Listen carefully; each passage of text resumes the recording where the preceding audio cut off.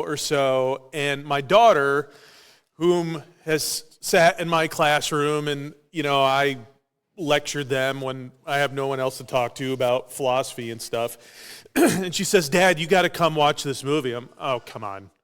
Why? What is this all about? Surely there's no good philosophy in the movie. She said, "No, I think there's a character in the movie that's actually speaking philosophy."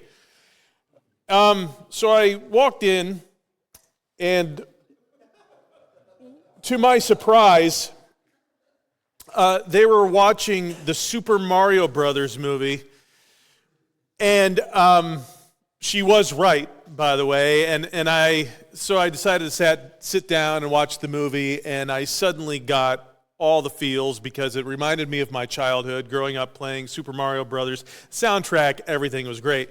But in particular, she picked up on this character, and for those of you who are purists, this is called a blue Luma, and this character's name is Luma Lee, just saying. And Luma Lee demonstrated that nihilism and tragedy has come to the movies, in particular, children's movies. Sat with rapt attention for the few seconds that this character was on the screen because I could not believe my ears. Not all that long before that, because of a series of events that we have faced in our family over the past about 15 months, we had a tragic sudden death in our family last year, and because I'm a philosopher, and I pretend to be one a couple days a week, and I tend to read things and I look for stuff. I got interested in studying stuff like Arthur Schopenhauer. I was very interested in that, and I was very, very curious that this character was almost nearly quoting the man who was Friedrich Nietzsche's intellectual forebear. I thought, what in the world? And in the movie, it was supposed to be ironic and funny, and it was. Although as I'm listening to it, I'm listening to this little character, and so this is going to be the most lowbrow thing you've heard all weekend. But the characters in this movie have been captured by Bowser, and they're in his dungeon, and they're all swinging in these cages, and most of them, except for Luma Lee here, we're talking about, how are we going to get out? What's going to be the end? And little Luma Lee, she had nothing but despair.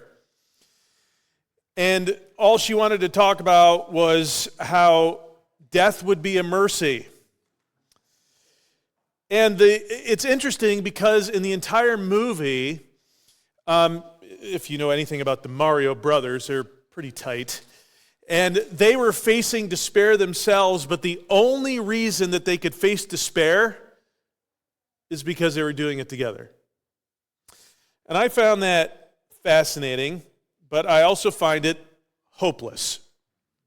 It's absolutely hopeless. Now, I laughed at the jokes and the irony and how they were able to bring an old arcade game for us Gen Xers and make a modern movie out of it. I thought that was really pretty impressive. But I also watched with a bit of a tear in my eye and an ache in my throat because I thought, wow, do people understand what they're actually being told? Do we understand what it is we're watching? Because as I will tell you, movie theaters are indeed the digital stained glass windows of the 21st century. Every writer, director, producer, or actor is trying to tell you what they believe about reality. And they do it in really sneaky ways. So if that doesn't quite float your boat and you're like, okay, Andy, I'm past juvenile movies. I don't really watch them anymore. I'm sad for you, for one thing. But if that's the case, well then, who could forget the Dead Poets Society? Now, I used to watch this movie right at the beginning of every fall semester, every year. I did so for years. And I'm a little angry with myself because I missed a key point in one of the best scenes in the movie.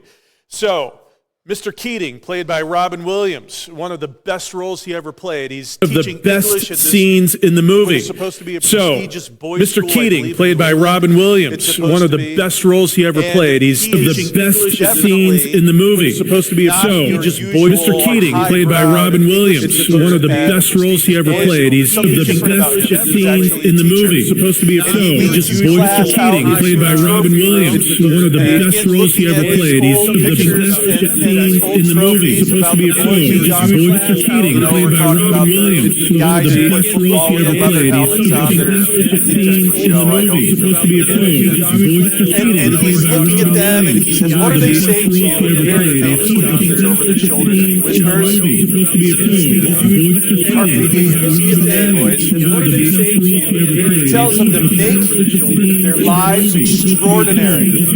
I find that inspiring. I find so many things in this movie inspiring. At the end, oh, totally ruined for you. At the end, his students are standing atop their desks and they're giving respect to their captain. Oh, captain, my captain. As Mr. Keating is going on his way. All throughout the movie, there's this theme about make your lives extraordinary now, today, now. That's not terrible advice. There's nothing overtly pagan, anti-Christian, or terrible about it. I will say that to my children sometimes on a Saturday. You know, they're happy to sit around in their pajama pants and watch TV. Well, no, we have to seize the day. We have important things to do, like you need to cut the grass, you need to clean your room, that kind of thing. But in this very scene, in this picture on the screen in front of you, Mr. Keating tells them why it is important to seize the day. I will give a gold star. I would if I really had one. I'll give a gold star to anyone who can tell me why he tells them to seize the day. You remember? Because there's a greater good. There's something beyond you, boys. There's something that you can grasp. There's a story to which we all belong, and it's not a journey, but it's about where we're going. There's something that you can grasp. There's a story seize the day, boys. And it's not because at the end of the day, about where we're going. You are nothing but food for worms. Seize the day, boys. I was watching this with my kids. I was telling them about this. And they said, this sounds like a great movie, and I kind of watched it with different eyes. When you have parents, our children are adopted. They came to us through foster care. I saw SpongeBob differently when I watched it with children. This is not good. So I'm now hearing this worm food thing, and this is not meant to be funny or ironic, but this is not good. Robin Williams. So I'm now hearing this worm food thing, and this is not meant to be funny or ironic. So if his character, John Keating, this is not good. Robin Williams.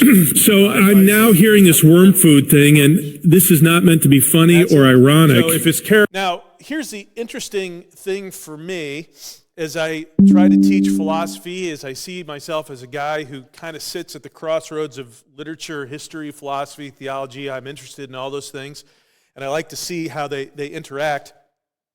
But just those two examples of the Dead Poet Society and most recently the Super Mario Brothers movie are examples of a genre of literature that we call tragedy. It has been around for a long time. We're going to talk about the invention of tragedy, who invented it, and we're going to look at some of the key aspects of what all that means. But before we get there, I want to try to give us some lanes that we'll be able to stay in and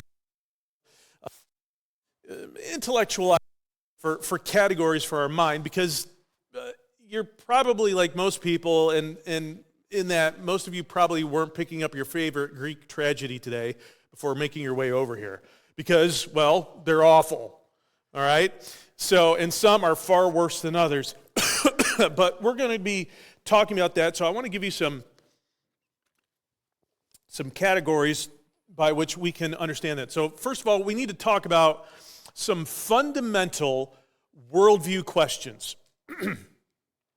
A worldview, very simply, if we wanted to come up with an analogy, and I know there are some who really dislike this analogy, but a worldview are simply the lenses through which a person perceives reality. As Dr. Price said, we have to consider metaphysics. What is reality? What does it mean?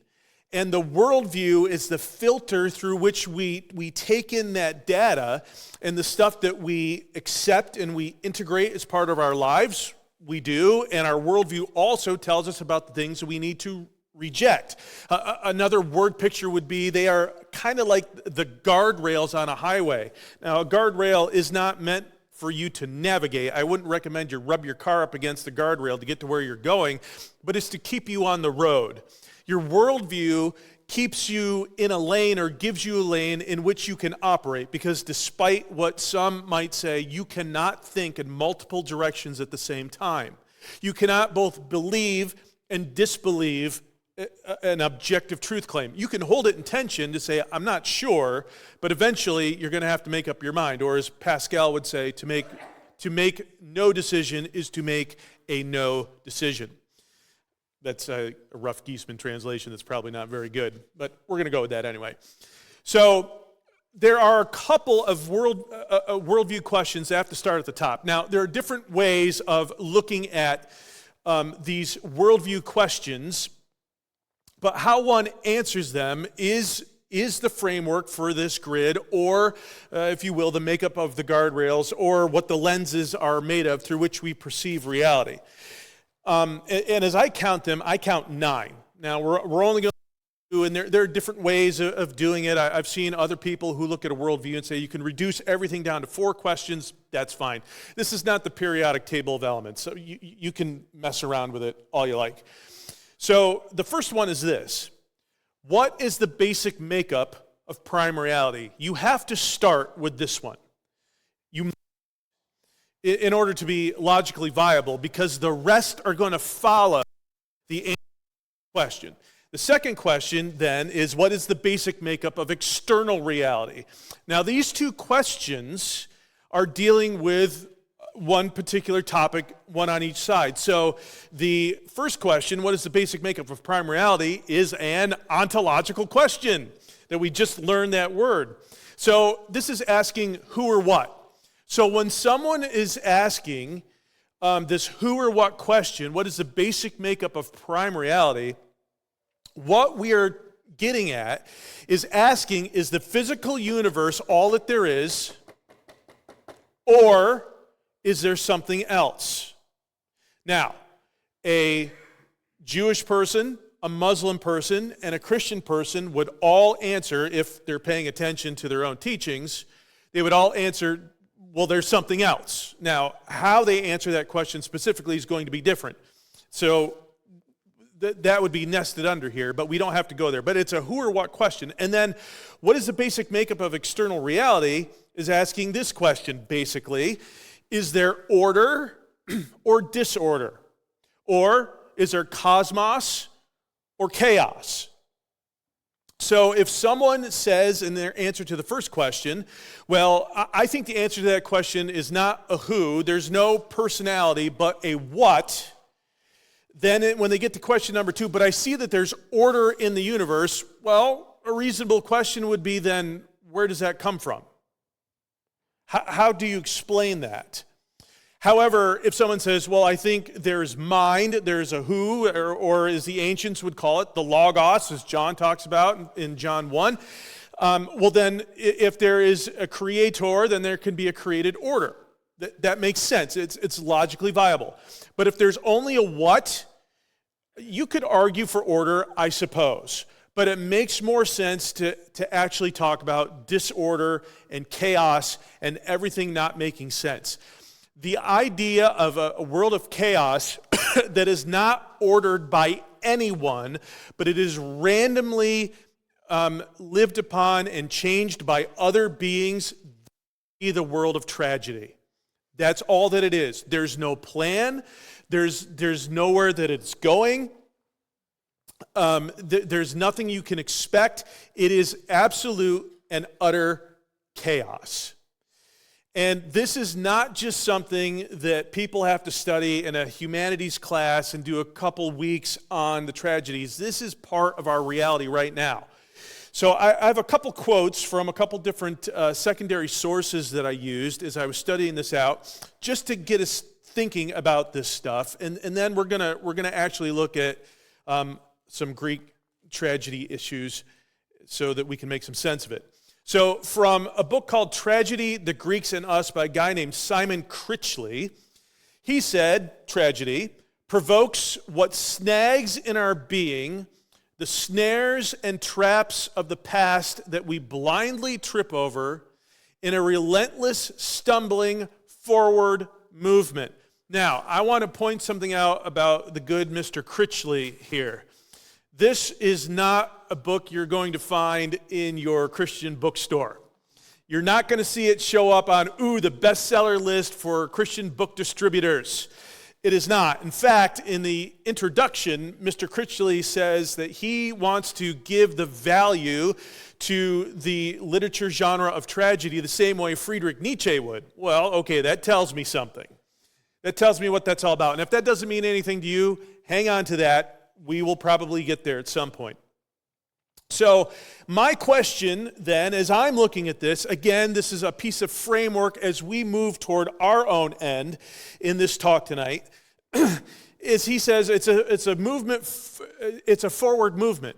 Well, if you are saying that you are kind of bringing up the spirit of the great stash of Germany, Friedrich Nietzsche, movement to where? Forward to where? Where are you going? Nietzsche had nowhere to go. Where are you going? Another quote I think is great. This is from The Greek Way by Edith Hamilton. This was published in the 1950s, I think. She said, tragedy is that mysterious combination of pain and exultation which discloses an invincible spirit precisely when disaster is irreparable.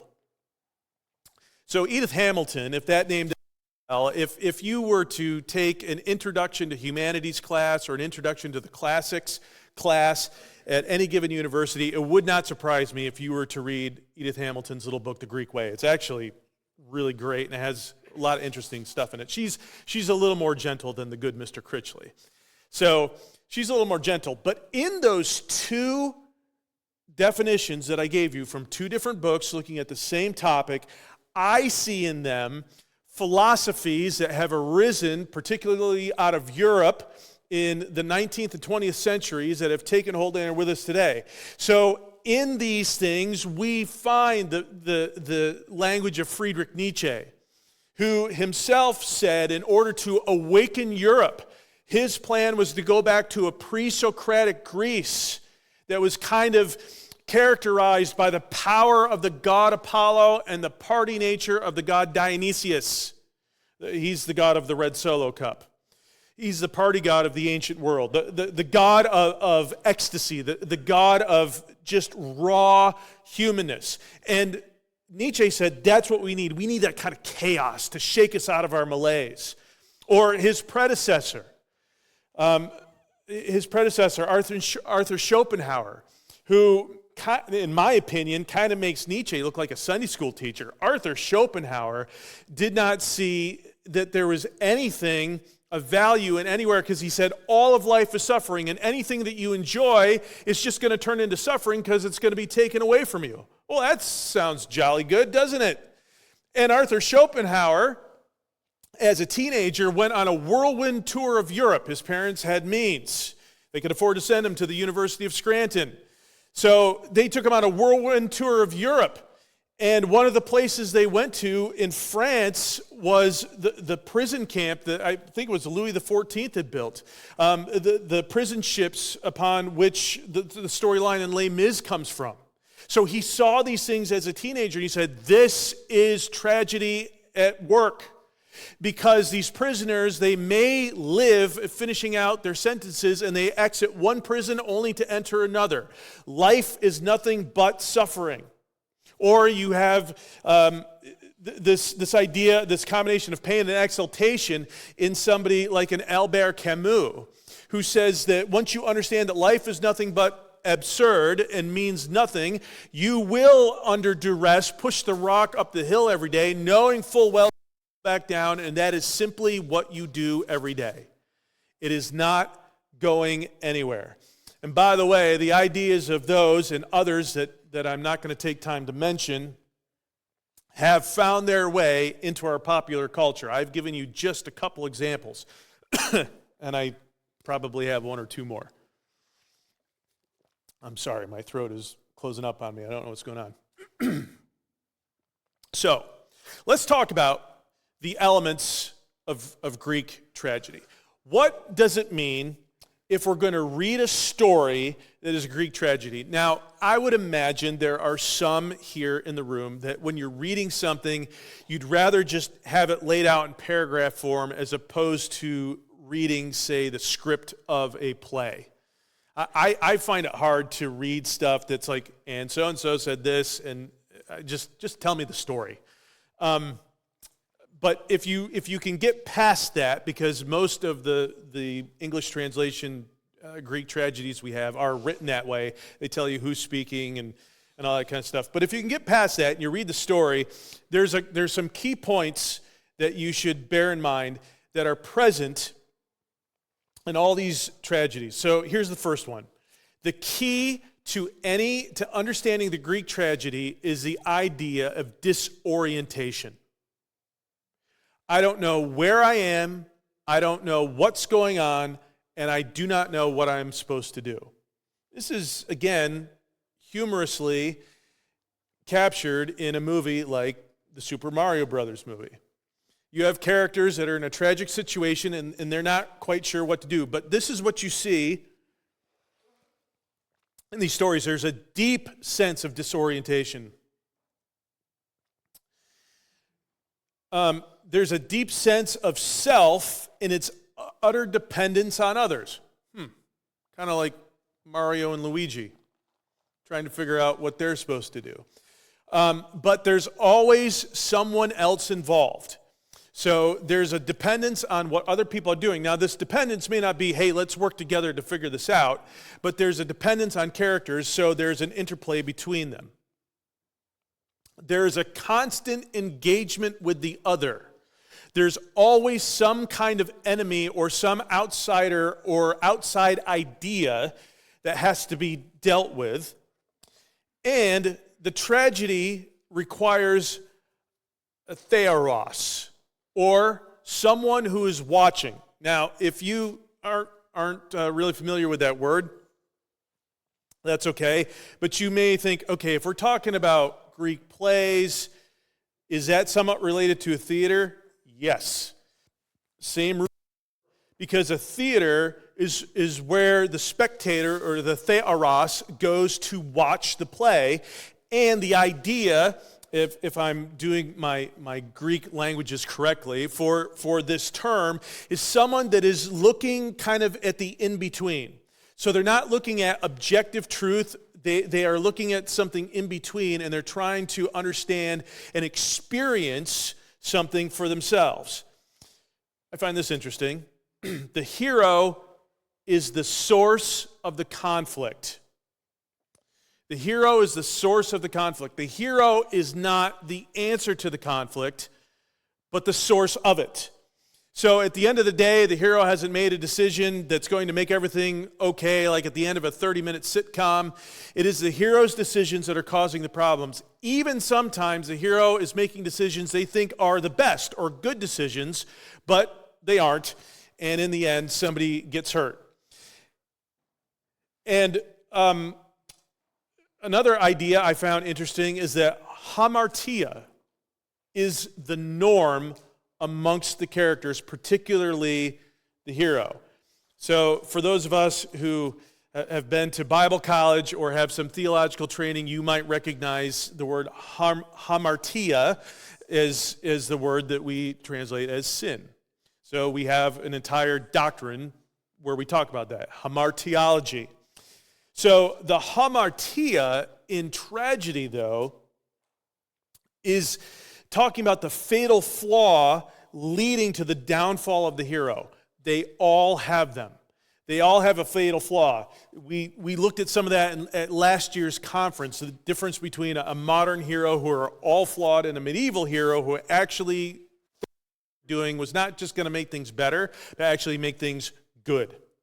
So in the Greek tragedy, the a damaged hero that's just like us and they're just finding their way is nothing new. This has been around for 2,500 years. And they're still, they look at their characters and they're all messed up. All of them. And this is just accepted. The events of a tragedy are deranged, not arranged. Everything is falling apart. There's no story arc that's going up. There's no story arc that's going towards something. It's all just showing you that it's falling apart. Aristotle described tragedy as an imitation of action, that characters do not know how to act. They don't know what to do. He would say that one character will imitate another, and we have a great example of this. I have one tragedy that I'm going to pick in particular we're going to look at. And you might be surprised there's a biblical connection to this one. But he would say that one character kind of follows suit with another. And the other thing that we need to understand is that the tragedy is an antithesis to Plato's contemplative life. So if, in the words of Socrates, but Plato wrote most of that down, said the unexamined life is not worth living, this is not that. This would be more like the experienced life, the inexperienced life is not worth living, and that experience has to involve suffering. It must. And we can see that there's a connection immediately just from simple observation of life that there has to be some kind of suffering in order for there to be an authentic life in this life. It's almost expected, as is expected in this life, the hamartia. It is expected that everyone is messed up. And the great question is, what shall I do? I'm living in a tragedy, and I'm trying to figure out what shall I do. And lastly, the last piece that I want to share with you, kind of to talk about what a tragedy is to know this. Every generation recreates the tragedy. Every single one of them. For those of you with streaming services, and for those of you who may have too many, you can find ample examples of this everywhere. I saw one recently, simply called Your Honor. Has anybody seen this? Okay, so I found this very interesting to watch. So Bryan Cranston plays a well-loved judge in New Orleans, Louisiana. His backstory is that he is a widower, and he has a son who is a college student. He is a widower because his wife was a photographer, I believe a professional photographer, and she was out taking photographs in one of the areas of New Orleans she probably shouldn't have been in, and she got killed. And so the first episode is about the day that she died. The son was going to this convenient mart or whatever in this kind of back alley part of New Orleans, and he was going to lay a memorial on the wall for his mom. Well, at the same time that's going on, this gregarious-looking man who has a loving family, has a huge house somewhere on the outskirts of New Orleans, gives a beautiful vintage motorcycle to his son. Oh, Dad, thank you. And there's hugs and kisses and very polite. And the kid gets on the motorcycle and off he goes. And through a series of tragic events, the judge's son plows into the kid on the motorcycle and kills him. And I'm going to tell you, it is about the most dreadful thing I have ever seen on the small screen.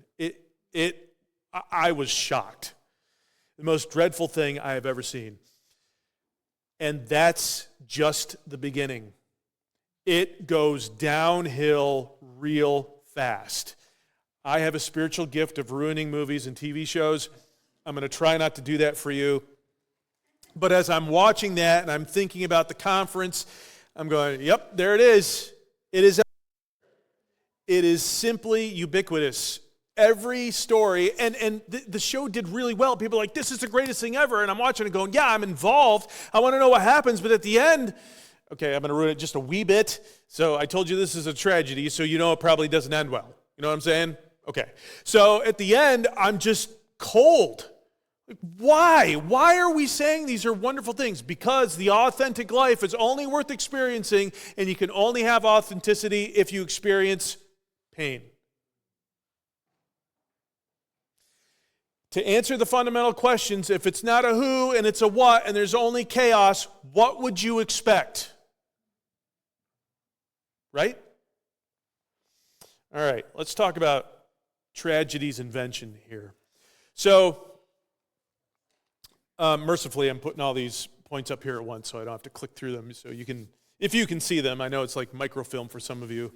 And if you know what microfilm is, now you know how old I am. So, the Greek tragedy was created by this guy named Aeschylus in the 5th century. Aeschylus was known as a marathon warrior. That means he earned his stripes as one of the Athenian infantry fighting back the Persians at Marathon. So this isn't some fluffy thespian that just doesn't understand real life. No, he's a warrior. He understands, and he gave voice to the suffering that surely he saw as an Athenian member of the infantry. He would have seen these kinds of things, and he's giving voice to it. And he did some things like added some dialogue to the Greek plays, and he was a master, following and then coming in his footsteps, Euripides and Sophocles. So he's the guy that invented it, and one of the stories that he invented is the one we're going to take some time and we're going to look at. It's called the Oresteia. Now, I don't have slides on this, so I'm just going to verbally tell you. I'm an old youth pastor, so I'm okay with that. But it's an entire story of carnage and chaos. Now, probably somebody here has had to read the Oresteia, or some of you wanted to read it on purpose. I don't know why you would pick that up. My, this looks interesting. I don't know how you get there. I find it interesting now that I studied it in a grad school class. But let me give you the basics of the Oresteia. So in the Oresteia, it begins, it's 3 plays. The first play is called Clytemnestra. Clytemnestra is the wife of a guy named Agamemnon. You heard of Agamemnon? He was commander-in-chief of all Greek forces in the siege of Troy because his Helen ran off or was carted off by Paris of Troy. We can have that debate later. That'll be fun for everyone. And so agreed because Helen was apparently so gorgeous, all the men were willing to fight over her, and she said, no, if I am allowed to pick my own husband, you all have to agree that you come to each other's aid if any one of you is ever offended. And they're like, okay. So she chooses Menelaus. She's like, look at me, I win. And then either she's, again, carted off, runs off with the Prince of Troy, Paris, and so all of Greece, the face that launches 1,000 ships, they go lay siege to the city of Troy, led by Agamemnon. So, in the Iliad, that's about 10 days, 2 weeks or so, near the end of the siege. And there's a whole bunch of stuff that's going on. So where we pick up with the Oresteia is after Troy is destroyed and the fleet is on their way home. Now, they can't really call ahead. So here you have Clytemnestra, and she's kind of pining away for her husband. Oh my, he's been gone for so long. Where is he? And then some guy, pirate, the port of Athens, is like, I see the war party. I see the ships. They're coming back. And here's Agamemnon standing on the poop deck of his ship, because where else would he stand? And he says, oh boy, yeah, that was a tough 10 years. Burned Troy to the ground. Oh, and by the way, I slew our daughter, who is innocent, so that we could get favorable winds to get over there in the first place, and I'd like everybody to meet my new war bride. That's all messed up. All of that. So Clytemnestra is like, oh, good. Guests. So she says, dear husband, come home. Surely you and your little girlfriend here are tired from your journey. Perhaps you'd like a bath. Why, yes, we would. Well, I have drawn the bath for you. Great. And then so they come out, and she kills them both. And she's not disappointed in herself at all. There's a great line, I probably should have memorized it, but basically she says, and they are now rotting in hell, where they deserve. Oh, well, that's great.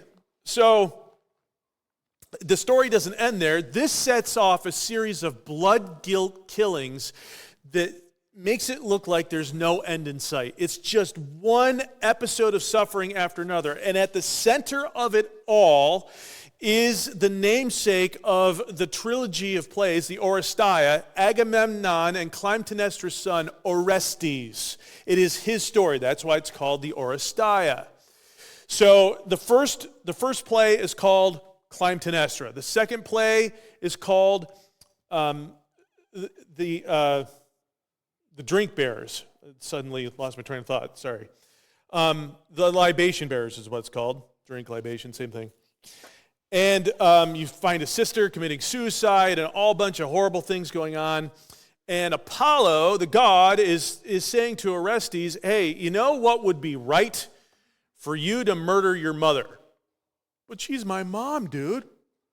Well, yeah, but she committed patricide, killed your father, and that brought dishonor to your family, so I think you ought to kill your mom. So what you're saying is, I'm going to restore honor to my family and to the house of Atreus if I kill my mother? Yes. Okay. Well, he doesn't really want to do it. He does end up slaying his mother. And then in the third and final story, the Furies, he is chased endlessly because they said, you have done a horrible thing. And the Furies were these hag goddesses, kind of like the three weird sisters of Macbeth. And they chase him all over, and he knows he's going to be on the run, suffering for the rest of his life. Well, that easily could be many of the shows, movies, and books that we have available to us today, not written 2,500 years ago. So why did I say that this is tragedy's crown? And I have an image here of Gandalf facing down the Balrog, because I think that's among the most tragic scenes in all of English literature. Why do I call this tragedy's crown? Because it becomes something that maybe doesn't drive people, but becomes their identity. I'm going to suffer, and if they have a worldview that answering the first two fundamental questions, it's only what and it's only chaos, that is a very heavy burden to bear upon your head. It's going to constantly drag you down. Now, surely we have plenty of examples of suffering in our Bibles, right? And this is not an exhaustive list. If I had time, and as I was putting this talk together, I was going to tie in Ezekiel to the whole thing, and I realized I do not have time for that, so I'm going to be a grown-up and let it go. But we have Ezekiel, Jeremiah, Lamentations, and perhaps my favorite, Ecclesiastes. Do you know what you get when you take God out of Ecclesiastes? Pink Floyd's The Wall. That's all you have. All in all, we're just another brick in the wall. That's all you have. So we have these examples. We have, even in Ezekiel, I'm going to tell you about the destruction of Jerusalem. He's already living in captivity as an exile. You have Jeremiah saying, I know that it's coming. So you have an example in Ezekiel who has some hope, because when he answers the who or what question, does he come up with just what? No. The who is telling him what's happening. He's getting direct revelation. But if there is a solution, well, what is it in a godless existence? Now, I have a theory. Now, this is going to sound rather presuppositional of me, and I'm okay with that. I'm not, as a guy who teaches philosophy and an apologist, I'm not a presuppositionalist if I'm in a school of thought. I'm probably not in that one, but I'm okay with some of those ideas. I honestly think, and if you want to disagree with me, I'm okay with this, but I honestly think that every person on the planet with very few exceptions, maybe Camus, Nietzsche, and Schopenhauer, and maybe a couple others, but most people on the planet are asking, what is my reason? What is my purpose? And is there any hope? Now, I could be wrong about that, but I do think those are normal categories. My students, particularly in my ethics class, when I ask them to write that first critical reflection paper, tell me how you know the needle of your moral compass points to true north. And they're like, what does that mean? And I said, just tell me how you know you're making the right decisions. Well, why don't you just say so? Well, because I think it's interesting to make things sound nice. And they'll write their paper, and most of them will say, and many of the students who even identify as Roman Catholic will say something like, well, everybody knows that an objective moral value is actually itself immoral, that cannot be, that every person on the planet is going to make up their own mind as to what's good and what's evil, because that's what they all heard at their public high school graduation speech. Some knucklehead told them that that's true, and they've had it reinforced for 18, 19 years. I get to college, I say, yeah, that's the way it has to be. Sure, I might believe in God, but ultimately I have to decide what's right and wrong, and as does everyone else. I will tell you what I tell them. Nonsense. There is no way any one of you would dare live consistently in that world. As soon as your sense of justice is violated, you're going to seek restitution. I think the same thing is true with tragedy. So we have these tragedies, don't end well, and so in this godless existence, what then is the solution? Well, we only have one. And if your first thought was Tron, that tells me how old you are, and no, you're wrong. It's technology. That is all that we have. We could list off a bunch of things. Let me go back a little over 100 years in history. The scientific discoveries in the late 19th and early 20th centuries were exponential. We had world leaders and religious leaders who were saying things like, we will never have widespread warfare ever again. We may have a backyard spat from time to time, but we will never have widespread combat and fighting ever again. We have put all the quote-unquote religious wars behind us from European history. And so now we have technology, and it's going to save us. We know things now that we never knew about before, and it's going to save us. Then what happened in August of 1914?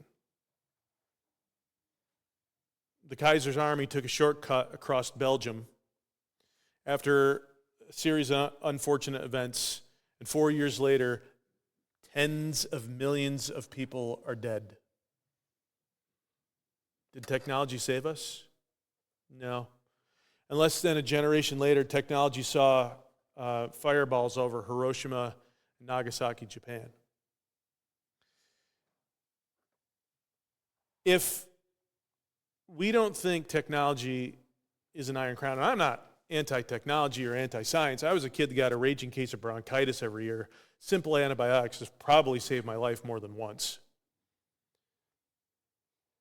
But if any of us need an example of how we thought technology would save us, let me remind you of what happened just a few years ago. I remember the Wednesday before we got word that we were going to, everybody stay inside for 2 weeks to slow the spread. 2 weeks. I remember where I was. I was dropping my kids off at youth group in Awana at a church nearby. And that Wednesday night, I shook a man's hand. I did not shake another man's hand until I visited this church in June, and it was Jared Lovell. I had no physical contact with anyone outside of my family for months. I know where I was when I got the word via text that the University of Scranton was going totally virtual. Everything is shut down. Give up on all your programs, all the things you've worked for, those of you in athletics or whatever, go home. I remember where I was in a very crowded place, and that was not a very happy place.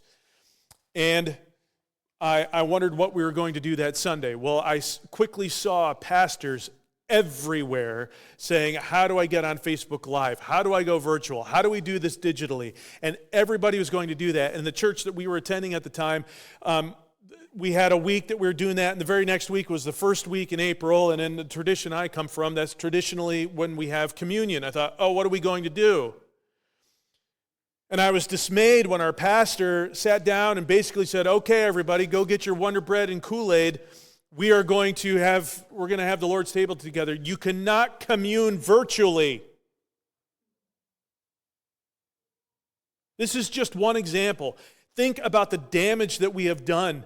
I wouldn't say a radical difference, but I see a significant difference in students pre-COVID and post. This is the Iron Crown. The question for somebody to ask in the church was this.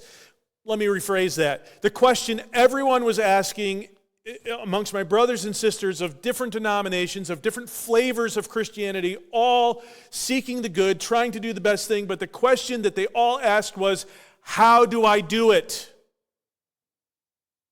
Nobody asked, should I? Because we have come to the conclusion that tragedies are always fixed with technology. I say there's got to be something better. I want to take you back to the Oresteia. I have an understanding of the end of the story that does not get talked about. Yes, indeed, Aeschylus invented the tragedy. Yes, it is a rough story. It is brutal in some parts. But I want to tell you what happens with Orestes at the end. He's desperate. The hags are after him. Have you ever had hags chasing you? Tell me later. I really want to know. I was going to make a Christian school joke, but I'll keep that to myself. I went to one. It's okay. So the hags are chasing him, and I can't do this anymore. And so he goes to Athena. Will you help me?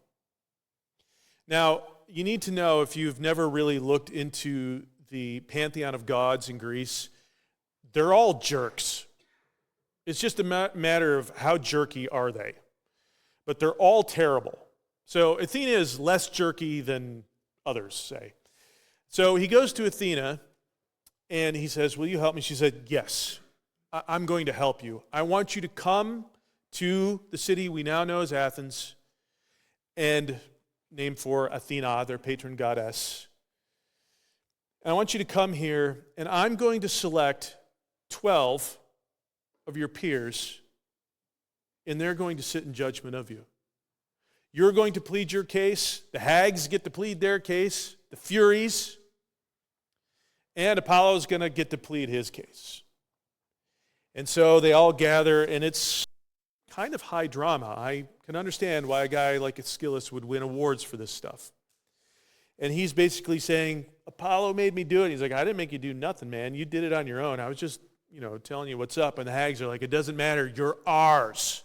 And so this is going back and forth. You belong to us. Your soul is ours. So after some deliberation, this jury makes their decision.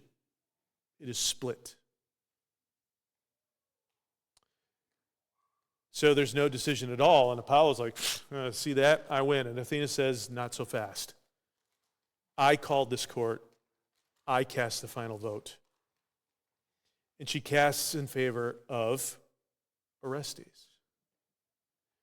And she says, there's got to be something different. Again, this is a Giessman translation, if you'll forgive me. There's got to be something different. We cannot live simply by retribution, by paying back evil for evil, by, if we were to use Aristotle's words, mimicking the behavior of someone else. There's got to be something different. And so instead of that, instead of retribution, I say, let's work toward, Andy's word, reconciliation instead. And she renames the Furies and starts calling them, and the third play actually has two titles, can go by one of two titles. The first is the Furies, the second is the Eumenides. I'm going to tell you what that means here in a minute. But here, listen to Athena's words at the end. I rejoice to hear you changed your voices. She's talking to the hags, because you know what they sounded like? Hags. They're all mad, and they're like, all right, it's cool. Your terrifying voice is becoming kindly. And I bless the sacred power of persuasion that makes calm the storm in the body. The presence of God and persuasion draws the poison fangs of evil, undoes the knotted mesh of brooding hatred. In the gentle combat of persuasion, good wins over good with goodness, and none lose. Boy, if you change a few words around, you might be able to trick somebody into thinking that's Scripture. And Athena to the hags one more time. Daughters of timeless darkness, enter your subterranean home. Is she inviting them to live in a cave? Yes. You who know what honor is and why honor is holy, enter the fortress of understanding into the earth, the cavern timeless as the tomb where sacrifices shall be offered up in religious awe that makes the words of dedication holy. Terrible, kindly ones, Eumenides, bringers of the good, not the Furies, bringers of the good. Come to your rest in the flame of torches and let the voice of every citizen with a shout of welcome be made holy. Do you know where that meeting took place? Ares Rock. You would know it as Mars Hill, the Areopagus. Yeah. The same place Paul was perhaps put on trial for his life. I see in the tragedians, not all of them, I see in the tragedians, they too are looking for something better. We can wear that iron crown of the tragedy. We can wear the iron crown that it is going to be technology that's going to save us, or we can look for something better. Thank you. I hope you have a great conference.